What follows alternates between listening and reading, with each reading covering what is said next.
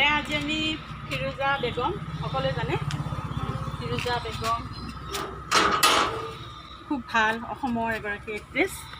ফিৰোজা বেগমৰ ঘৰলৈ আহি আছোঁ। ফিৰোজা বেগম বাইহাটা-চাৰিআলিত থাকে, এইটো তেওঁৰ ঘৰ। আমি আহি আছোঁ এতিয়া, ভাড়া ঘৰ হয়। এইটো কি সুন্দৰ একদম, ফুল, কলগছ, এইবিলাক নাৰিকল গছ, নিম গছ, ফুলৰ গছ, সুন্দৰ এটা পৰিৱেশ ঘৰটোত দেখাই। এইবিলাক আমি এতিয়া আহি আছোঁ তেওঁক লগ ধৰিবলৈ, জয়শ্ৰী আৰু মই।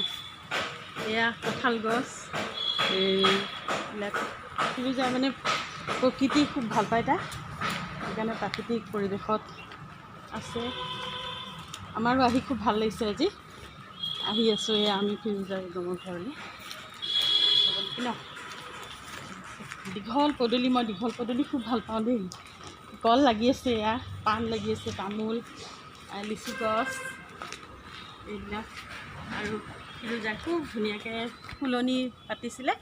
ফুলনি ফুলবিলাক আছে, এতিয়া ফুলবিলাক কমি গৈছে অলপমান, কিন্তু গছবিলাক আছে।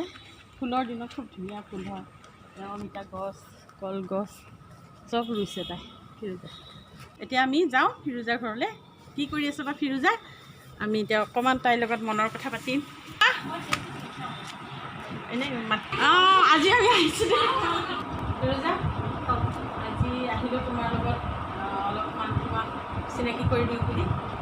ইউটিউব চেনেল আছে, চেনেলটোৰ জৰিয়তে আমি আহিছোঁ। আজি জয়শ্ৰী মই তোমাক বোলো আমাৰ মাজত মানে আমাৰ যিখিনি বন্ধু বান্ধৱী আছে চিনাকি কৰি দিওঁ। এয়া ফিৰোজা বেগম, সকলোৱে জানে, ভাল অভিনেত্ৰী, গোটেই সৰ্বভাৰততে অভিনয় কৰি একেবাৰে আমাৰ বৰ মৰমৰ আৰু বিখ্যাত বুলিয়ে ক'ব লাগিব। তেওঁৰ পৰা আমি শুনিম এতিয়া তেওঁ কেনেধৰণে তেওঁ এই অভিনয়লৈ আহিল, বা তেওঁ কবিতাও লিখে দেই, ভাল কবিতা লিখে, তাৰপাছত গানো গায় আৰু কৰিঅ'গ্ৰাফো কৰে, মানে সৰ্বগুণী বুলি ক'ব লাগিব আৰু যাক। আৰু স্কুলত কামো কৰে তেওঁ, বাইদেউ আমাৰ। গতিকে আমি আজি ফিৰোজাৰ পৰা, ফিৰোজাৰ জীৱনৰ সকলো কথা শুনিম বুলি ভাবিছোঁ, আহিছোঁ। সেইকাৰণে আহিম আজি। আৰু আপোনালোকক বোলো চিনাকি কৰি, ইমান এগৰাকী ভাল অভিনেত্ৰী, সকলোৱে হয়তো চিনি পায়, কিন্তু তেওঁৰ কথাবিলাক হয়তো আমি নাজানো, বহুতে নাজানে। মই চিনাকি কৰিব লাগিলোঁ। এয়া ফিৰোজা বেগম।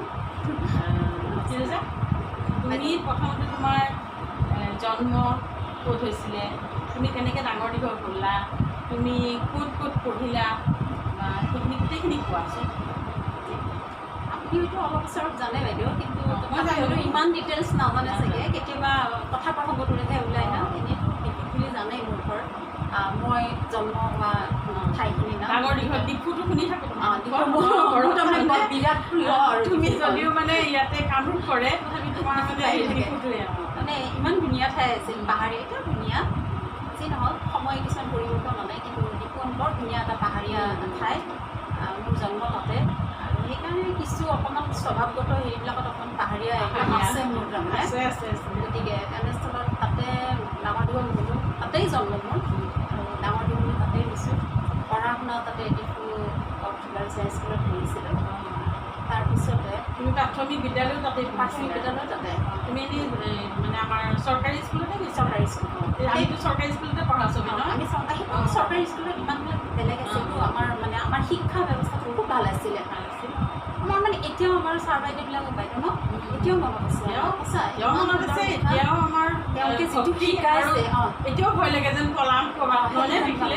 তেওঁলোকে যিটো শিকাইছে আমাৰ হাৰে সমাজে সোমাই আহিছে, আমাৰ মানে সকলো দিশত আমাক তাৰমানে আগুৱাই নিয়াৰ কাৰণে চেষ্টা কৰিছিল ন। আৰু চাগে তাৰে অৱদানটো এইখিনি দেখি মানে তেওঁ তুমি আৰু ক'ব লাগিব। মানে তেনেকৈ ধৰণৰ মানে ধৰক আমাক যেনেকৈ কিবা এটা কাম কৰিলে আমাক খুব এনকাৰেজ কৰিছিল ছাৰ বাইদেৱে। সকলোতে নৃত্য, গীত, চবতে আৰু নাটক, সকলোতে তেনেকেই তুমি হয়তো দিছোঁ এটা প্ৰাকৃতিক পৰিৱেশৰ মাজত তুমি ডাঙৰ হ'লা। আৰু তোমাৰ অভিনয়টো তোমাৰ মানে একেবাৰে লাগি আছে। তাৰমানে কি যে অভিনয় কৰিব লাগিলে আমি যে খুব টেকনিকেলি শিকোঁ, ন' ডাউট টেকনিকেলটো লাগে, কিন্তু মানুহৰ অনুভূতিটো খুব তীক্ষ্ণ হ'ব লাগিব। গতিকে মই ভাবোঁ মোৰ অনুভূতিৰ তীক্ষ্ণতাটো মই মোৰ সেই প্ৰাকৃতিক পৰিৱেশত তেনেকুৱা যেন মানে অনুভৱ হয়। এতিয়া যদি মই ভাবোঁ, সেইকাৰণে মই সাধাৰণতে কি হয়, যিখিনি আৰ্টিষ্ট মানুহ সাধাৰণতে খুব চেঞ্চিটিভ হয়, সেইটো জানেই। গতিকে মোৰ সেই চেঞ্চিটিভনেছটো হয়তো সেই প্ৰাকৃতিক পৰিৱেশতে মানে তাৰ পৰাই গঢ় লৈ উঠা তেনেকুৱা। আমাৰ তুমি ঘৰবোৰ অকণমান কোৱাচোন বাৰু, তুমি প্ৰথম কেনেকৈ তুমি অভিনয়লৈ গ'লা? আৰু ধৰাচোন আমাৰ ঘৰবিলাকেতো অকণমান মানে বাধা দিয়ে ন, পঢ়িব লাগে, ডাঙৰ হ'ব লাগে, আৰু বাধা দিয়ে। এতিয়া ছোৱালীবিলাককতো আৰু বাধা দিয়ে। গতিকে তুমি কেনেকৈ পাৰিলা, মানে কেনেকৈ গ'লা তুমি? মানে অভিনয় প্ৰতি মোৰ এটা ক'ব নোৱাৰোঁ, নাচ গান অভিনয় এইবিলাকতো মোৰ এটা মেডনেছ আছিল, কিন্তু সৰুৰ পৰাই। সেইকাৰণে মায়ে মোক বনৰীয়া বুলিয়ে কৈছিলে। ক'ৰবাত গান ক'ৰবাত নাচ দেখিলে মই তাৰমানে ৰ'ব নোৱাৰোঁ আৰু দৌৰি থাকোঁ, এনেকুৱা ধৰণৰ হৈছিল। গতিকে সেই যাওঁ ক'ৰবাত আজি ফাংচন আৰু ডিফুখন অকণমান সৰু ঠাইছে, চবেই চবক চিনাকি, গতিকে ইমান ভয় নালাগে। ক'ৰবাত ফাংচন হিচাপে গুচি যাওঁ। কেতিয়াবা গধূলি নাহিলে ঘৰৰ মা দেউতাহঁতে কাম কৰা ল'ৰাটোক বিচাৰি পঠায়, আজি ক'ত ফাংচন আছে চা দেখোঁ। সি যায়, আজি অমুকত ফাংচন আছে। তাৰপিছতে তাৰপিছত সি বিচাৰি লৈ গুচি আহে। তাৰপৰা আমাৰ ওচৰতে তাৰমানে পুলিচ ৰিজাৰ্ভ আছিলে, প্ৰত্যেকবাৰে বিহু পাতে। আৰু আমাৰ চবচে মানে ইণ্টাৰেষ্টিং কথা কি বিৰাট ভাল লাগিছিল আৰু সেই যিবিলাক তাৰমানে পুলিচৰ যিখিনি পুলিচ ৰিজাৰ্ভ মানুহখিনি বিহু পাতোঁতে সিহঁতৰ ছোৱালীটোক তেতিয়া নানাচিছিলে সিহঁতৰ লগত, গতিকে ল'ৰাবিলাককে ছোৱালী বনাই দিছিলে। কিছুমান কাৰ্বি ছোৱালী বনাইছিলে, চুলি লগাই লগাই সিহঁতে দুডাল বেনি গাঁঠি গাঁঠি বিহু নাচিছিলে। তাৰপিছত আৰু সেনেকৈ সেই বিহু দলটো এমাহ ৰিহাৰ্চেল হয়, গোটেই মাহটো স্কুলৰ পৰা আহি আমি ৰিহাৰ্চেল চাবলৈ দৌৰি থাকোঁ। সেনেকৈ বস্তুবিলাক লাহে লাহে ভিতৰত গ্ৰ' কৰিলে। তাৰপিছত আৰু মই এনেও অবজাৰ্ভেশ্যনটো মোৰ বেছি আছিল, কাৰোবাৰ কিবা এটা দেখিলে মই তাৰমানে খুব ভাও উলিয়াওঁ। অমুক তেনেকুৱা কেৰিকাচাৰ যিটো আছে, যিবিলাক মিমিক বুলি ক'ব পাৰি। এটা ঘৰত তাৰমানে মাহীহঁতে কোনোবা ঘৰত মোৰ সেই মিমিকবিলাক চাই তাৰমানে বিৰাট ভাল পায়। গতিকে সেইটোৱে চাগে এটা অভিনয়ৰ প্ৰাথমিক পৰ্যায় বুলি ক'ব পাৰি নেকি তেনেকুৱা। তোমাৰ নাটকখন মনত আছে নেকি? প্ৰথম নাটকখন কৰিছিলোঁ, মোৰ নামটো ঠিক মনত নাই। তাৰমানে আমি যেতিয়া ক্লাছ 8-9 তেনেকুৱা পঢ়িছিলোঁ হা, 8 মানতে হ'ব চাগে। এনেই তাৰ আগতে মই নাচোঁ। কলাকেন্দ্ৰ আমাৰ ভৱেন্দ্ৰনাথ, আপুনি চাগে ভৱেন্দ্ৰ পাইছে। মোৰ গুৰু আছিলে। মোৰো গুৰু আছিল, তেওঁৰ এটা কলাকেন্দ্ৰ আছিলে, দুৰ্নগৰ আছিলে। তাৰপিছত কলাকেন্দ্ৰ আছিলে, মই তাতে গান শিকিবলৈ গৈছিলোঁ। চবেই শিকিছোঁ, অকণমান ভায়লিন, অকণমান চেটাৰ, অকণমান মানে অলপ ইণ্টাৰেষ্ট আৰু শিকিছিলোঁ। কিন্তু প্ৰপাৰ সুবিধা তেতিয়া দিশো আৰু অকণমান পাহাৰীয়া ঠাই, ৰাতি হৈ যায় দূৰত, গোটেই তেনেস্থলত গৈ পেলাই আমি শিকোঁ। আৰু শিকাৰ কাৰণে ছাৰে হয়তো মোৰ মাজত কিবা এটা দেখিছিল নেকি নাজানো, গতিকে কিবা এটা অফাৰ দিলে ছাৰে মোক এটা ভাল অফাৰ দিছিলে আৰু মানে ভাল ৰোল কিবা এটা ডান্সৰেই হওক বা নৃত্য নাটিকাই হওক ছাৰে এটা মেইন ৰোল এটা দিছিলে আৰু এটা মানে গুৰুত্বপূৰ্ণ ৰোল এটা দিছিলে। আৰু সেইটো মই ভাবিছোঁ ঘৰত মোক নিদিব, ছাৰে কৈছে তুমি টেনশ্যন নল'বা। মোৰ দেউতাই এগ্ৰিকালচাৰত কাম কৰিছিলে, গতিকে ছাৰে নিজেই কৈ কৈছে মই তোমাৰ দেউতাৰ ওচৰৰ পৰা পাৰ্মিশ্যন লৈ আহিম। হয়, ছাৰে একদম অফিচত গৈ ওলাই অফিচত গৈ ওলাই পেলাই ছাৰে কি কৰে দেউতাৰ পৰা পাৰ্মিশ্যন লৈ পেলাই আহি তাৰপিছত তেনেকৈ তেনেকুৱা গুৰু আছিলে, সেনেকুৱা গুৰু আছিলে। সঁচা সেইটো মানিবলগীয়া। ছাৰক মই সেইকাৰণে এতিয়াও মই ছাৰৰ প্ৰতি তাৰমানে মোৰ এইটো আছে, সেইকাৰণে আজি তেওঁৰ কথা শুনিছোঁ আপুনি সোধাৰ লগে লগে। মই শুনিছোঁ মোৰ কাৰণে বহুত কৰিছে। গতিকে সেনেকৈ আহিছে। তাৰপিছত সেই ইণ্টাৰেষ্টটো তেনেকৈতো সৰুৰ পৰা আছে। আৰু এটা কথা হৈছে হয়তো কিছুমান ভেটিটো ঘৰতো উৎপন্ন হয়। আমাৰ দেউতাও তাৰমানে দেউতাৰ ভইচটো বৰ ধুনীয়া আছিল আৰু দেউতাই ধুনীয়া গান গাইছে। প্ৰথম কৰিছিল নেকি? নাটক আগতে কৰিছিলে গাঁৱত থাকোঁতে, আৰু লিখাবিলাক কৰিছিলে সেইটো তেনেকুৱা। তাৰপিছত সেই প্ৰথম হাৰমনিয়ামত চাৰিগামা দেউতাই শিকাইছিলে। দেউতাই হাৰমনিয়াম বজাই গৈছে, আমাক কম আপোনাৰ দে আৰু ভূপেন হাজৰিকা বুকু সংগ্ৰহ কৰে, আমি অসমীয়া নহওঁ। আমিতো ভূপেন হাজৰিকা পুথি প্ৰচাৰ কৰিয়ে আগবাঢ়িছোঁ। দেউতাৰ তাৰমানে বিৰাট প্ৰিয় আৰু গতিকে সেই হয়তো প্ৰাথমিক পৰ্যায়খিনি সেইখিনি দেউতাৰ পৰাই হয়তো পাইছোঁ। দেউতাৰ অৰিজিন আছে, গতিকে অৰিজিন যদি চাব যাওঁ দেউতাৰ তাতেই দেখোঁতেই তোমাৰ তাৰমানে সাংস্কৃতিক যিটো জীৱন তাতেই মোৰ তাৰপিছত তুমি গুৱাহাটীলৈ আহিলা। স্কুলত তাৰমানে প্ৰথম তাৰমানে নাটক কৰিছোঁ মই স্কুলত, আৰু সেইখন ক্লাছ 8-9 আছিলোঁ। সেইখন নামটো কোৱাচোন অকণমান। নামটো মোৰ মনত নাই। আৰু সেইখন তাৰমানে কি আমি ক্লাছ 8-9 ল'ৰা ছোৱালীখিনি আমাৰ গৰম বন্ধ হয়। গৰম বন্ধ হ'লে আমি তাৰমানে কি কৰোঁ, আজিকালি সেইটো প্ৰথা নোহোৱা হৈ গৈছে। আমি গৰম বন্ধত কি কৰোঁ, আপোনালোকৰো আছিল চাগে, এই মানে গৰম বন্ধৰ লাষ্ট ডে আমি ক্লাছবিলাকে পইচা তুলি পেলাই আমি মানে ফূৰ্তি কৰোঁ, সজাওঁ ৰুমটো। তাৰপিছত আমি ফল মূল আনো, ভুজিয়া ভুজিয়া এনেকৈ ছাৰ বাইদেউক মাতোঁ, খাওঁ আৰু চবেই ফূৰ্তি কৰোঁ। আৰু প্লাছ আমি এবাৰ ক'লোঁ যে আমাৰ তাৰমানে যিখিনি আমাৰ ক্লাছৰ যিখিনি আছে মেক্সিমাম ল'ৰা ছোৱালী ছোৱালীৰে এভাৰেজ মেৰিটেজ আছিল, মানে কোনোবা কাৰোবাৰ মই প্ৰায় নামো শুনো দেই তোমাৰ এতিয়াও ফেচবুকত পোৱা যায় আৰু তাৰপিছতে সেই তেনেকৈ তাৰমানে থাকি পেলাই আমি কৈছোঁ যে নাটক এখন কৰোঁতে এখন কমেডি কৰোঁ মই তেতিয়া সেইটো সময়ত ডিফুত কামৰূপীয়া ভাষাটো তাৰমানে শুনিলে বিৰাট হাঁহিছিলে তেতিয়া ইমান কামৰূপীয়া ভাষাটোৰ প্ৰতি কামৰূপীয়া মানুহ এজন দুজন থাকে নলবৰীয়া ভাষা বুলি কৈছিলে কামৰূপীয়া কোৱা নাছিলে কামৰূপীয়াই কৈছিলে নলবাৰীৰ পিছতহে হ'ল তেনেকৈ কৰি পেলাই খুব হাঁহিছিলে ময়ো কামৰূপৰ মোৰ বৰ দুখ লাগিছিলে তেতিয়া ইমান বুজি পোৱা নাছিলোঁ তাৰপিছত আৰু মই ভাবিছোঁ মই নলবৰীয়া ভাষাটো আমিতো ঘৰত তাৰমানে কামৰূপীয়া ভাষা কওঁ কিন্তু বাকী বাহিৰত লিখিত কওঁ ঘৰত কামৰূপীয়া কওঁ গতিকে তেনেস্থলত কামৰূপীয়া ভাষাটো মই ভালকৈ জানো তাৰমানে আমি কি কৰিছোঁ এখন সৰু কমেডি কৰিলোঁ থিতাতে তাৰমানে কোনো স্ক্ৰিপ্ট নাই থিতাতে তাৰমানে ইম্প্ৰভাইজ কৰি পেলাই আমি কেইজনীমান 5জনীমান ছোৱালী তাৰ ভিতৰত এগৰাকী কোন আছিল এতিয়া বৰ্তমান মানে স্বনামধন্য যিজন আৰ্টিষ্ট আছে বীৰেন সিংহা বীৰেন সিংহাৰ বিশেষ এগৰাকী আছিল তাৰে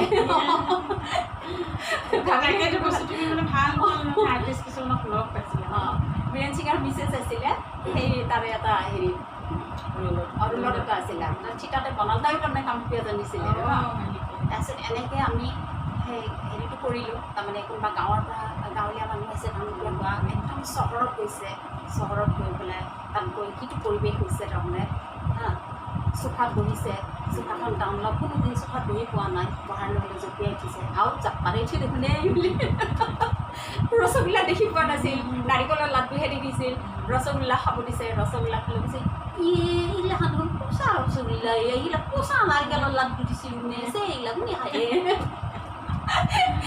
মানে মোৰ অকণমান এইবিলাক মনত আছে আৰু গতিকে সেনেকৈ ধৰণে কৰিছিলোঁ আৰু বাকী চবখিনি মনত নাই তাৰপিছত আৰম্ভণি তুমি গুৱাহাটীলৈ কেতিয়া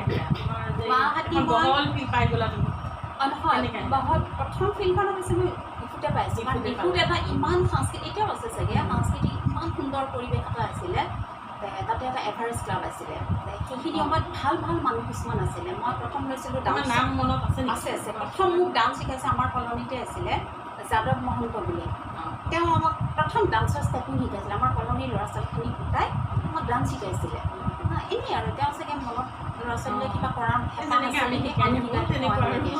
তাৰপিছত সেইখিনি লৈ পেলাই আমাক ডান্সৰ ষ্টেপ শিকাইছিলে সেই তেনেকৈ ময়ো কলনীৰ ল'ৰা ছোৱালীখিনি লৈ কৰিলোঁ তাৰপিছত এনেকৈ চবেই জনা হ'ল যে মই কৰোঁ তেতিয়া তাত নাটক হ'লে কিবা হ'লে মোক অলপ পাঢ়িয়ে আৰু সেইটো সময়ত তাৰে আৰু ডাইৰেক্টৰ আছিলে এতিয়া ঢুকাল নেকি প্ৰফুল্ল শইকীয়া পানীৰ ডাইৰেক্টৰ যে আছে কাটন তেওঁৰ মিছেছ কাটন গান গাইছে তেওঁ আছিল টিমঠি হাঞ্চিত পাইছিল সেইটো সময়ত তাৰপৰা বীৰেন সিংহা আছিলে সময়ত আমাৰ নাটকবিলাকৰ আৰ্ট ডাইৰেক্টৰ আছিলে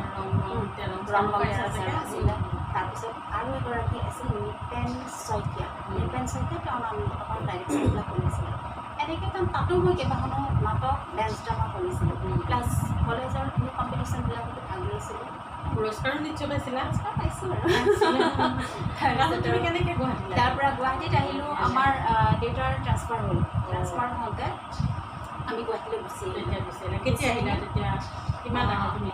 তেতিয়া মই জাষ্ট তেতিয়া মই ডিগ্ৰী ফাৰ্ষ্ট ইয়েৰ পি পাছ কৰি আহিছোঁ আৰু তেতিয়া আহি মই কটনত এডমিশ্যন ল'লোঁ ডিগ্ৰীটো কটনত ল'লোঁ এডমিশ্যন তাৰপিছত কটনত লৈ পেলাই তাতো এগৰাকী ভাল মানুহ লগ পালোঁ সেইগৰাকী হৈছে সাবিত্ৰী শইকীয়া তাৰপিছত এতিয়াৰ আমাৰ চিনাকি গিয়াছুদ্দিন আহমেদ নাটক কৰিছে ঢুকাল এবাৰ কন্দৰহঁতে ঢুকাল আৰু গিয়াছুদ্দিন আহমেদ আৰু ইছমাইল হুছেইন এইখিনিক লগ পালোঁ এইখিনিক ভাল এটা ফ্ৰেণ্ড চাৰ্কুল গঢ় লৈ উঠিল গতিকে তেনেকৈ ধৰণৰ সাবিত্ৰীয়ে মোক বাৰে বাৰে কয় তুমি ইমান ভাল অভিনয় কৰা কিবা কৰা তুমি নাটক কৰা মই নকৰোঁ দিয়া আৰু কাক চিনি নাপাওঁ মই চিনাকি কৰি দিম ইয়াতে মোৰ এটা অকণমান দুখ লগা যদিও কিন্তু মোৰ এটা চেলেঞ্জ হৈছে ভাল লগাও এটা অভিজ্ঞতা হৈছে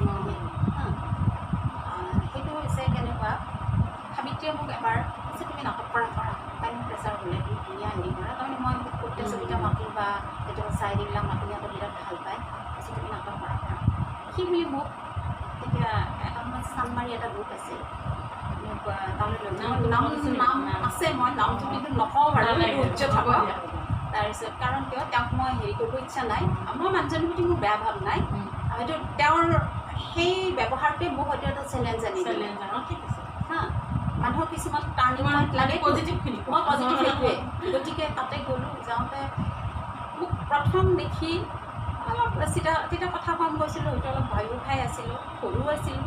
তাৰপিছত আৰু তাই লৈ গ'ল, কৈছে তুমি ইয়াতে ল'ৰা ছোৱালী কৰিবা।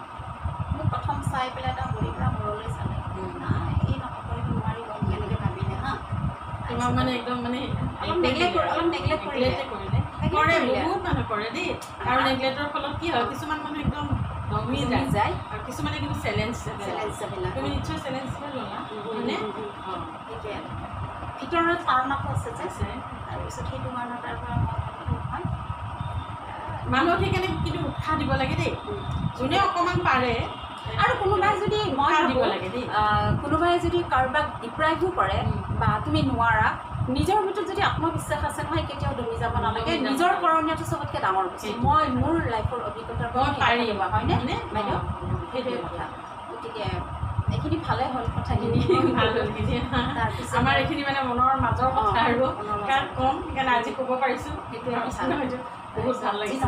এই চেনেলৰ পৰা যদি মানুহে সেইটো এটা শিক্ষা পায়, সেইটো ভাল হয় হয়নে? সেইকাৰণে মানুহক সদায় মানে পজিটিভ চিন্তা পজিটিভ কৰিব লাগে আৰু মানুহক কেতিয়াও নোৱাৰে বুলি ক'ব নালাগে। নোৱাৰোকে লাগে, কাৰণ এজন মানুহক আশা দিব লাগে ন। বাহিৰৰ ৰূপটো আৰু মানুহৰ ভিতৰৰ ৰূপটোৰ মাজত বহুত তফাৎ আছে। কোনোবাই সাংঘাতিক ষ্টাইল কৰি গৈছে, তেওঁৰ ভিতৰত একো নাথাকিবও পাৰে। কোনোবাই সাধাৰণ বাহিৰখন চাই যে জাজমেণ্ট কৰে কিছুমানে, সেইটো ময়ো বহুত পাইছোঁ দেই। এতিয়াতো বেলেগ বেলেগ নাম দিয়ে কিন্তু আমি এইবিলাক নাজানিছিলোঁ। পাইছোঁ তাকে ক'লোঁ, মই তাকে ক'লোঁ বহুত পাইছোঁ। যি নহওক তাৰ পৰা সেইটো এটা চেলেঞ্জত নল'লে। তাৰপিছত মোৰ ফ্ৰেণ্ড চাৰ্কেল, মোৰ এটা লাকি মোৰ ফ্ৰেণ্ড চাৰ্কেলখিনি খুব ভাল আছিলে। তাৰপিছত আৰু আকৌ দেউতাহঁত গুচি গ'ল। মই তেতিয়া ইউনিভাৰ্চিটিত পঢ়োঁ, ডিগ্ৰী পাছ কৰি উঠিছিলোঁ, ডিগ্ৰী পঢ়ি আছোঁ। তাৰপিছত মোৰ বান্ধৱীজনী শান্তি শইকীয়া, তাই আৰু এগৰাকী আছে শান্তনা দাস, শান্তিপুৰতে থাকে। তাইও লিখা মেলা কৰে, এতিয়াও লিখে, মই তাইক ফেচবুকত পাওঁ কেতিয়াবা। তাৰপিছত তাই ভাল কবিতা লিখে।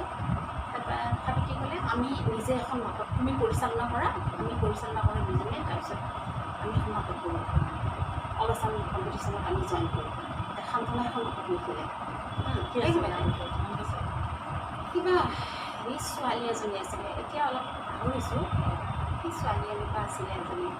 ঠিক আছে বাৰু, পাহৰিছোঁ আৰু তাৰপিছত আৰু কম্পিটিশ্যন দদৰাত এতিয়া অল আছাম ডিটিত এখন কম্পিটিশ্যন হৈছিলে। মই এক্টিং কৰা নাই, মই ডাইৰেকশ্যন কৰিছোঁ। সাবিত্ৰী আছিল মোৰ লগত, দুইজনী আমি একেলগে লগ লাগি পেলাই কৰিলোঁ। আৰু আটাইতকৈ মানে ভাল লগা হৈছিল প্ৰথম ষ্টেপটো, প্ৰথম ডাইৰেকশ্যনতে সেইটো সময়ত আমাৰ নাটকে 3টা প্ৰাইজ পালোঁ। বেষ্ট শিশু শিল্পী, বেষ্ট এক্ট্ৰেছ আৰু এটা দলৰ তৃতীয় শ্ৰেষ্ঠ দল পাইছিলোঁ। ইমান অপৰিণত অৱস্থাত, আমি লাইটিঙৰ জ্ঞান নাই, মঞ্চৰ ইমান ভালকৈ জ্ঞান নাই, তথাপি সেই স্পণ্টেনিয়াছলি যে বস্তুবিলাক জানিছিলোঁ, তাৰ পৰা আমাৰ 3টা প্ৰাইজ পালোঁ। সেইটো আচলতে মনত সাংঘাতিক এনকাৰেজ আহিলে। মই বহুত দিন গেপ হৈ গ'ল বিহুৰ পৰা আহি নাটকৰ, কিন্তু এইটোৱে আকৌ নতুনকৈ তাৰমানে উলিয়াই দিলে। আকৌ তুমি মানে আকৌ আহিলোঁ তাৰপিছত সেই আকৌ মেডনেছটো আহি গ'ল। তাৰপিছত নাটক যে তুমি কি কৰিছিলা, এইটো কোৱাচোন, কাৰ লগত কৰিছিলা? বহুত নাটক কৰিলা তুমি গুৱাহাটীত, সেইটোৰ পৰা আমি সেই দলটো আমি এটা দল খুলি ল'লোঁ গুৱাহাটীত। তাৰমানে আমি ভৰলুমুখত বহ্নিমান সাহিত্য সমাজ বুলি এটা দল খুলি ল'লোঁ। সেই সময়ত আমাৰ লগত আছিল মোহিনী পাঠকটো আটাইৰে পৰিচিত কবি, তেখেত আছিলে আমাৰ লগত। তাৰপিছত আমি ভাল কিছুমান অনুষ্ঠান কৰিছিলোঁ দেই, কবি সাহিত্যিক এনেকুৱা সাহিত্য অনুষ্ঠান কৰিছিলোঁ, নাটক কৰিছিলোঁ। তাৰপিছত মকবুল হুছেইন বুলি এগৰাকী আছিল, তেওঁ ডাইৰেকশ্যন দিছিল। আৰু ডক্টৰ শ্যামাপ্ৰসাদ শৰ্মা, তেখেতৰ নাটক কৰিছোঁ। সেই ধৰণৰ পৰা এনেকৈ আমি মই অৱশ্যে কম্পিটিশ্যন খুব বেছি 4টা কম্পিটিশ্যন কৰিছিলোঁ। মানে কম্পিটিশ্যন কৰি তাতে মই 2বাৰ বেষ্ট এক্ট্ৰেছ হৈছিলোঁ। এইটো ক'ত কৰিছিলে? পাটাচাৰ কুচিত এটা আছিলে, আৰু এটা আমি হেৰিটো পাইছিলোঁ, জ্যোতিৰূপাটো আমি শ্ৰেষ্ঠ শৃংখলাবদ্ধ দল পাইছিলোঁ। ভাল এটা কম্পিটিশ্যনে আমি দল হিচাপে পাইছিলোঁ, শ্ৰেষ্ঠ শৃংখলাবদ্ধ দল। তাৰপিছত আৰু এটা কবি পালোঁ জানো, এনেকৈ মুঠৰ পৰা 4খন কম্পিটিশ্যন কৰি 2টাত তাৰমানে বেষ্ট এক্ট্ৰেছ পাইছিলোঁ। তাৰপিছত তুমি চিগাললৈ কেনেকৈ আহিলা? চিগাল মানে আমি তেতিয়া এই জ্যোতিৰূপাত যে আমাৰ দলটোৱে কম্পিটিশ্যন কৰিলোঁ, তেতিয়া মই চকুত পৰি গ'লোঁ মাখন দেৱানৰ। মাখন দেৱানৰ চকুত পৰাৰ লগে মই জ্যোতিৰূপাত মই বেষ্ট এক্ট্ৰেছ নাপালোঁ। ডক্টৰ শ্যামাপ্ৰসাদ শৰ্মাৰ নাটক এখন আছিলে, বহুত ধুনীয়া ৰূপটো আছিলে, মই পাম বুলি ভাবিছিলোঁ, পোৱাটো ডাঙৰ কথা নহয় বাৰু। কিন্তু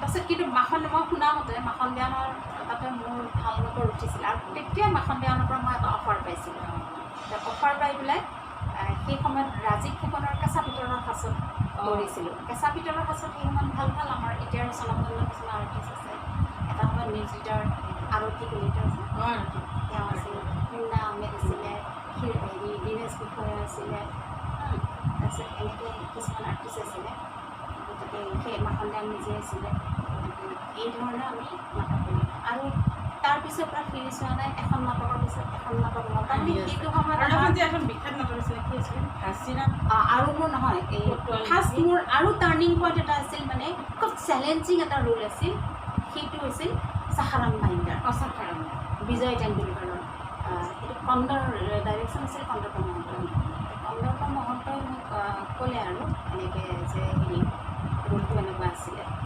তেতিয়া মোক ঘৰত শৰ্মাই কৈছে তুমি ইমান তেতিয়া মই সৰু আছিলোচোন সেই বয়সে সেই ৰোলটো ঢুকি নাপায় তথাপি মোৰ এটা ভিতৰত সাংঘাতিক জেদ এটা আছিল তাৰপিছত মই কৈছোঁ চিন্তা কৰিব নাই মই কৰিম কিহৰ কাৰণে নকৰিম কৰিম কৈছোঁ মই কৰিম দিয়ক তাৰপিছত ৰোলটো চালোঁ ৰোলটো চোৱাৰ লগে লগে তাৰমানে কন্দৰ্প মহন্তৰ মোৰ নাটক চাই পেলাই তেওঁ মোক সেইটো অফাৰ দিছে যে প্ৰথম নাটকখন লোৱাৰ লগে এই চম্পা কেৰেক্টাৰটো মুখখন তোমাৰ হেৰি মোৰ ভাই হৈছে তুমি পাৰিবা মোৰ এনেকুৱা বিশ্বাস আছে চম্পা আছিলে ন চম্পা কেৰেক্টাৰটো সাংঘাতিক চেলেঞ্জিং কেৰেক্টাৰ তাৰপিছত আৰু মই ভাবিছোঁ কেনেকৈ কৰিম বহুত কষ্ট কৰিলোঁ কষ্ট কৰি পেলাই মই 3 মাহ মই ৰিহাৰ্চেল কৰিছোঁ এটা মুহূৰ্তত তাৰমানে সজীৱ কৰি তোলাৰ কাৰণে তাৰপিছত মই ভাবোঁ মই সেইটো সময়ত ছাকচেছ হৈছোঁ বুলিয়ে মই ভাবিবলৈ কাৰণ এইটো মোৰ টাৰ্ণিং পইণ্ট আৰু সেইটো সময়ত আমাৰ 4টা শ্ব' হৈছিলে তেতিয়া ক'ত কৰিছিলা আৰু হায়েষ্ট সমালোচনা চেণ্টিনেল পেপাৰ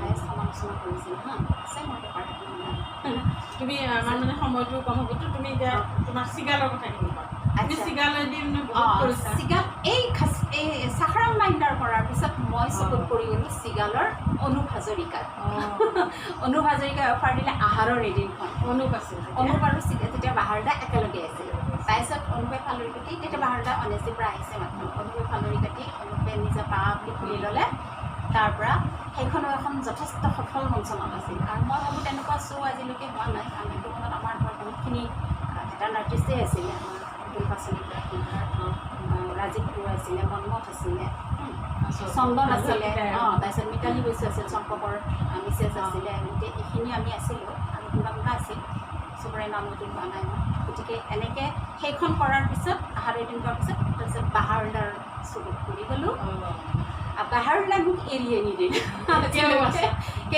দুইটাই কিন্তু মোৰ ভাল লাগে দুইটাৰ মাজত বিৰাট ফাইট হয় কিন্তু তথাপি বাহাৰদাই মোক এৰি দিয়ে তোমাৰ গুণখিনি মানে আচল বুজি পাইছে তেওঁ গুণী মানুহ যে তেওঁ গুণৰ মূল বুজি পায় তেওঁ নিজেও গুণী আৰু ভাগীৰথীও গুণীয়ে যি নহওক তাৰপিছত তুমি কি নাটক কৰিলা নামকেইটা এবাৰ কৈ দিয়াচোন নাটকবিলাক চাইছোঁ দেই যাত্ৰা চাইছোঁ মই খুব সুন্দৰ আৰু এখন চাইছিলোঁ এই অপেক্ষা অদাৰ্যৰ নহয় অদাৰ্যৰ সেইটো অপেক্ষা এখন অপেক্ষা আছিল নেকি মামনি বাইদেউৰ যে এইখন চাইছিলোঁ তাৰপিছত মই চোৱা নাই এইখন চাইছিলোঁ খুব ধুনীয়া নাটক দেই সেইখনৰ এটা স্মৰণীয় কথা হৈছে কি সেই অপেক্ষাখনৰ তেতিয়া মাহিন্দ্ৰী ড্ৰামা ফেষ্টিভেল যে হৈছিলে দিল্লীত আৰু অপেক্ষা তুমিতো কিবা এটা মানে প্ৰাইজটো পোৱা নাই তাৰমানে কি মাহিন্দ্ৰী ড্ৰামা ফেষ্টিভেল হয় তাতে 87 কিমান ড্ৰামা আছে তাৰ ভিতৰত বেষ্ট এক্ট্ৰেছৰ কাৰণে নমিনেশ্যন গোটেই অল অভাৰ ইণ্ডিয়াত 4গৰাকী পাইছে তাৰে এগৰাকী মই আছিলে কিন্তু বেষ্ট এক্ট্ৰেছটো পাম নেকি এনেকুৱা লাগি আছিলে তাৰপিছত নাপালা সেইটো বাৰু বেলেগ কথা কিন্তু মানে মই সেই কম্পিটিশ্যনত যে গ'লোঁ মোৰ কাৰণে সেইটো এটা স্মৰণীয় কথা আৰু খুব ভাল অভিজ্ঞতা হোটেল তাজত সেই হেৰিটো দিছিলে তাৰপিছত বাকী আৰু তেনেকৈ চিনেমাবিলাকো অফাৰ পালোঁ তাৰপিছত এখন চাউথৰো কৰিছিলোঁ সেইটোতো তাৰপিছত তুমি চিনেমাও কৰিছা চিনেমা সৰু সুৰা কিছুমান কেইখনমান কৰিছা সৰু সুৰা আৰু কোৱাচোন তুমি চিনেমাৰ নামকেইটা কোৱা আৰু পৰিচালক কোন আছিলে আৰু তুমি কেনেকৈ গ'লা চিনেমাটো এনেকৈ নাটকবিলাকত দেখা পাই পেলাই অফাৰবিলাক দিয়ে কোনোবা এইটো ফোন কৰে বাইদেউ এনেকুৱা এটা ৰোল আছে আপুনি কৰিব নেকি কোনোবা এখন মোৰ নামটো ভাল চিনেমাখন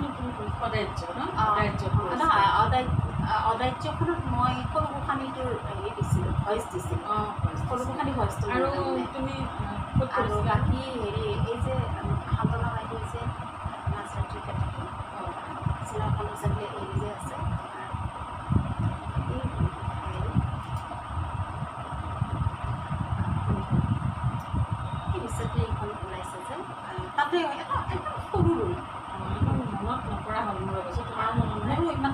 বেছি কৰা নাই যে অকণমান অলপমান আছিলে এই কৰিছিলোঁ। হিমাংশুৰ আছিলে কৰিছিল হিমাংশু নহয়, হিমাংশু পৰিচালনাত এখন বেলেগ কৰিছিলোঁ। হিমাংশু পৰিচালনা গৰু কৰিছিলে তাতে বাহৰিলা ৰেগেষ্টে কৰিছিলোঁ মই। সৰু যদিও ভাল লাগিছিল কৰি, সৰু সৰুৱে কৰিছোঁ। তাৰপিছত চাউথৰ এখন কৰিছোঁ, চাউথত এখন চিৰিয়েলো কৰিছা ন তুমি চিৰিয়েল চিৰিয়েলো কৰিছা বহুতে এখন কৰা প্ৰবাস কৰিছিলা নহয় প্ৰবাস তাৰপিছত আবেলি ৰামধেনু, আবেলি ৰামধেনু এইবিলাকতো তোমাক বহুত ভাল তাৰপিছত দেৱী পাইছিলে পীঠ কালো, আমি হিন্দী বহুত কৰিছোঁ। দেৱী পীঠ কালো মানুহে নামবিলাক গোটেইবিলাক মন নাই বহুত কৰিছোঁ। অপৰাধত কৰিছোঁ, জোনালী এলএলবিত কৰি আছোঁ। তাৰপিছত আৰু চিৰিয়েল, হবিবুৰ ৰহমানৰ চিৰিয়েলবিলাকত প্ৰায় আছিলে তোলা তেজা তাতে তুমি মন গৈছিলা তেওঁৰ লয়ে আৰু হিন্দী হেৰিবিলাকত। আৰু তেনেকৈ কৰি কৰি তুমি এতিয়া ধৰাচোন আমি বিখ্যাত বুলিয়ে ক'ব লাগিব বিখ্যাতেই আৰু বিখ্যাত বুলি নহয় যে চবেই মানে ফিৰোজাক জানে এতিয়া যে ফিৰোজা বেগম এগৰাকী ভাল অভিনেত্ৰী ভাল অভিনেত্ৰী আৰু ভাল বুলি ক'ব লাগিব। তাৰপিছত আমি অভিনয় কৰি ভাল পাওঁ। আৰু এতিয়া তেওঁ কিবা নতুন মানে নাটকটো কৰি আছে, নাটক কৰি যাব আৰু বাহিৰত বহুত নাটক কৰিছে। তেওঁ তুমিতো মুম্বাইত গৈছিলা নহয়, অল অভাৰ ইণ্ডিয়া কৰিছোঁ। লগ পাইছা নহয় কিছুমান মানে ভাল এক্টৰ হেৰি দিল্লী আৰু বোম্বাইত প্ৰায় ভাল যিখিনি মানে আৰ্টিষ্টখিনি আহে, যিখিনি তেনেকুৱা এটা অভিজ্ঞতা এটা কোৱাচোন নহ'লে তুমি নাছিৰুদ্দিন চাহক লগ ভাল পাইছোঁ। অভিজ্ঞতা এটা তেওঁলোকক লগ পোৱা নাছিৰুদ্দিন চাহক লগ পালোঁ। আৰু তেতিয়া হেৰি আৰু হেৰি যেতিয়া বোম্বেত আমি পৃথ্বীৰাজ থিয়েটাৰ ফেষ্টিভেলত গৈছিলোঁ নহয়, তাতে বহুত ভাল লাগিল গৈ পেলাই। মানে তাতে গোটেই ভাল ভেটাৰ্ণ আৰ্টিষ্টখিনি আহিছিলে, যেনে স্মৰণীয় ভিতৰত শশী কাপুৰক পাইছিলোঁ।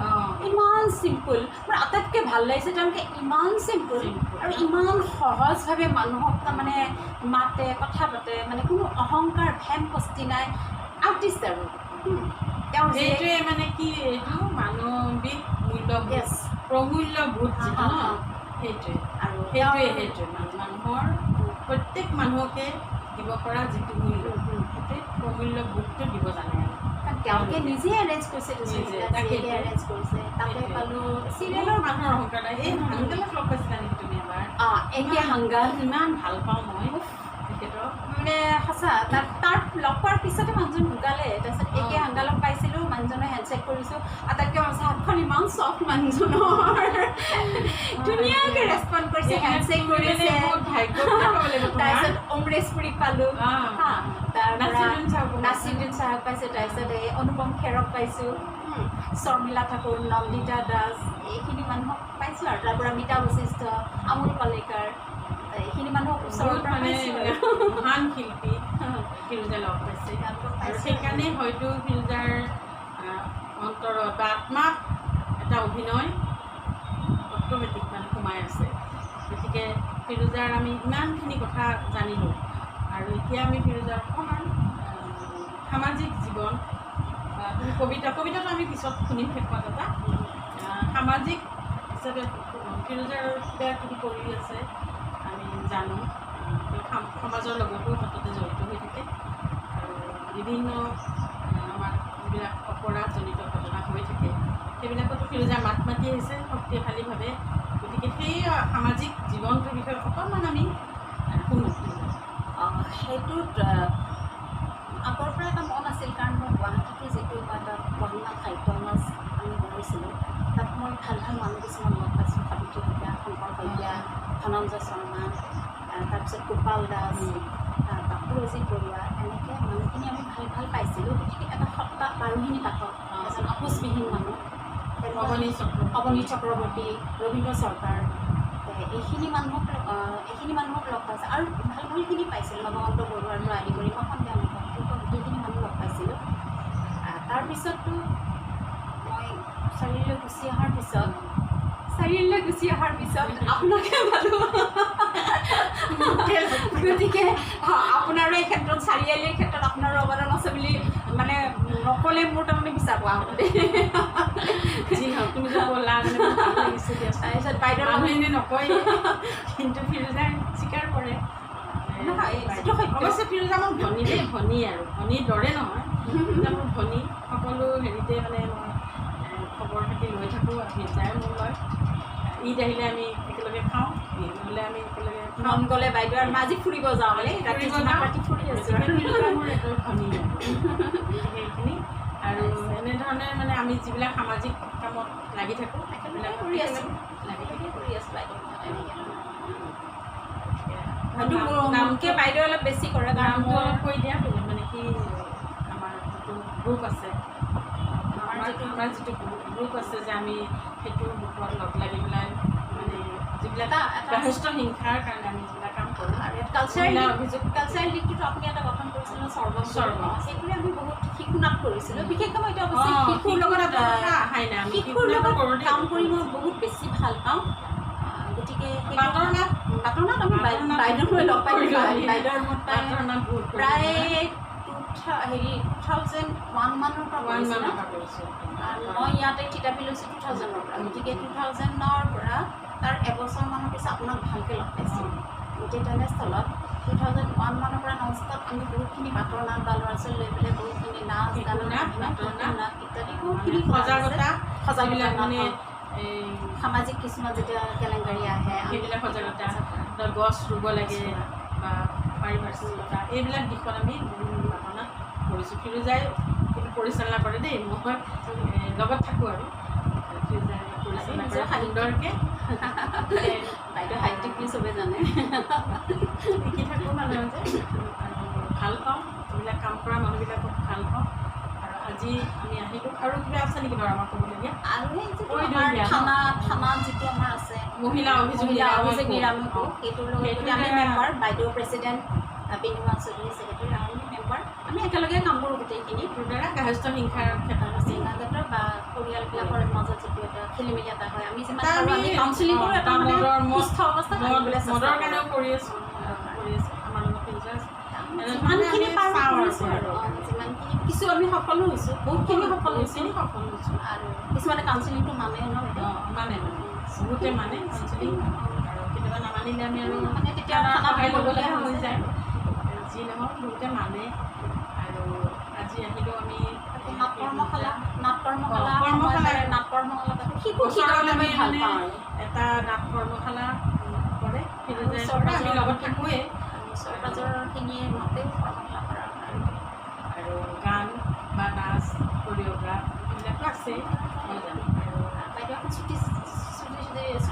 শ্বৰ্ট ফিল্মো কৰিছিল দেই ফিৰোজাক লৈ মই my wings are to fly এনেকৈ আৰু এখন I want to be a puppet এখন চিনেমা বনাইছে তাত ফিৰোজাৰ এটা গুৰুত্বপূৰ্ণ অভিনয় কৰিছে আৰু পৰিচালনাও কৰিছে বহুত গুণী ছোৱালী বুলিয়ে ক'ব লাগিব গুণী গতিকে আমাৰ আমি বাইহাটা চাৰিআলিৰ ৰাইজো আচলতে ফিৰোজাক পায় ইয়াত পায় যথেষ্ট আমি গৌৰৱান্বিত বুলি ক'ব লাগিব আৰু আজি আহিলোঁ আমি বহুতখিনি কথাখিনি আৰু বহুতখিনি জানিবলৈ আছে আমি আকৌ লগ পাম আকৌ কথা পাতিম এইখিনিতে আৰু এটা কথা কওঁ নেকি বাইদেউ এইখিনিতে আৰু এটা কথা কওঁ নেকি কোৱাচোন আমাৰ বহুতে ভাবে যে অভিনয় কৰা মানুহখিনি অকল নিজৰ দেহাটো সজাই লৈ নিজক ৰূপ চৰ্চা কৰি পেলাই সময়খিনি কটায় কিন্তু সেইটো নহয় অভিনয়টোৰ ভিতৰৰ বস্তু অভিনয়টো জীৱন অভিনয় বা যিকোনো শিল্প জীৱনৰ পৰা কেতিয়াও পৃথক নহয়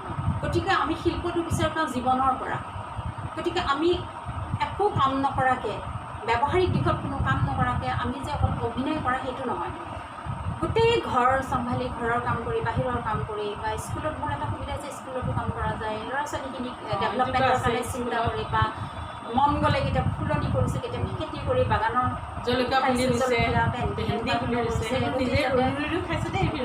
সেইধৰণে আমি প্ৰেক্টিকেলি আমি সময় উলিয়াই পেলাই আমি ঘৰ সাৰিবও পাৰে কাপোৰ ধুবও পাৰে ভাত ৰান্ধিবও পাৰে গছ ৰুবও পাৰে ফুল ৰুবও পাৰে যোনে পাৰে চব পাৰে ৰন্ধা বঢ়াটো আমি চব নিজেই কৰোঁ নিজেই ৰন্ধা বঢ়া ধুনীয়া আৰু খাব লাগিব যে এদিন আহি পেলাই তাতে জয়শ্ৰী আমাৰ খাম যি নহওক আমি অকণমান এটা কবিতা এটা আবৃত্তি নুশুনিলে আঁতৰ হৈ ৰ'ব আমাৰটো নহয় ফিৰোজাৰ পৰা আমি অকণমান কবিতা এটা আবৃত্তি শুনো আৰু অনুষ্ঠানটো শেষ কৰিম তাৰপিছত মই নিজৰ কৰিলে অকণমান চাই ল'ব পাৰোঁ নেকি কবিতাটো এক মিনিট সেইটোকে আবৃত্তি কৰা তোমাৰ মুখত আবৃত্তি নহয় বাৰু, এটা পাঠেই কৰি দিছোঁ। কোনো ক্ষেত্ৰতে আমাৰ অন্ধকাৰ নাথাকে, পোহৰ আকৌ আহে, অন্ধকাৰ আহে, ডাৱৰ আহিছে আকৌ ডাৱৰ কৰোণা আহিছে যাব, ডাৱৰ আহিছে আকৌ ডাৱৰ আঁতৰি গৈ আকৌ শৰৎকালে ভুমুকি মাৰিব, শৰতৰ আকাশত আকৌ আমি উজ্জ্বল যোনটো দেখিবলৈ পাম। গতিকে আমি আশাবাদী হ'ব লাগে। গতিকে সেইটো তেনেকুৱা ধৰণৰ এটা কবিতা। ডাৱৰৰ সতে লুকা ভাকু খেলি কতেনো আছিলা লুকাই অতদিন, মোৰ মনৰ আকাশ ৰিঙা কৰি, ক'লা উৰণিৰে মুখ ঢাকি সোমাই আছিলোঁ মই এন্ধাৰ এটি কোপত। হঠাতে এচাতি মলয়া বতাহে অনা শেৱালিৰ সুবাসে মোক জোকালি দিলে। এয়া আৰু কাণে কাণে ক'লেহি আহি, এয়া চোৱা শৰৎ তোমাৰ কাষতে। মূৰ তুলি চালোঁ, দেখিলোঁ এখন ৰূপালী আকাশ, আৰু তাতে তোমাৰ হাঁহি। শৰৎ পালেহি। সুন্দৰ কবিতা। আমি কৰোণা আহিছে বুলি যে সদায়ে থাকিব সেইটো নহয়, এদিন যাব। তেনেকৈ আমাৰ ঋতুৰ পৰিৱৰ্তন হৈ থাকিব। এতিয়া শৰৎ আহিব, কহুৱা ফুলিব, শেৱালি ফুলিব, আমাৰ মনবিলাক বৰ ভাল লাগিব, বৰ ভাল লাগে আমাৰ শৰৎ কালটো। যি নহওক বহাগটো আমি তেনেকৈয়ে খেদালো এইবাৰ ঘৰৰ ভিতৰতে সোমাই সোমাই। এতিয়া শৰৎ কালটো আমি অকণমান চাগে উপভোগ কৰিব পাৰিম চাগে, আশা কৰিছোঁ। আৰু আমাৰ আজিৰ এই লগ পোৱা আমাৰ এই অধিক আমাৰ মনৰ ভাৱ ব্যক্ত কৰা, বিনিময় কৰা অনুষ্ঠানটি আমি এইবাৰতে সামৰণি মাৰিছোঁ। ধন্যবাদ। আৰু এই জগতে মই আটাইলৈকে সুস্বাস্থ্য কামনা কৰোঁ। সুস্থ হওক, সবল হওক, আপোনালোক আশাবাদী হওক, নিজৰ স্বাস্থ্য সম্পৰ্কে আপোনালোকে যত্ন লওক। ধন্যবাদ।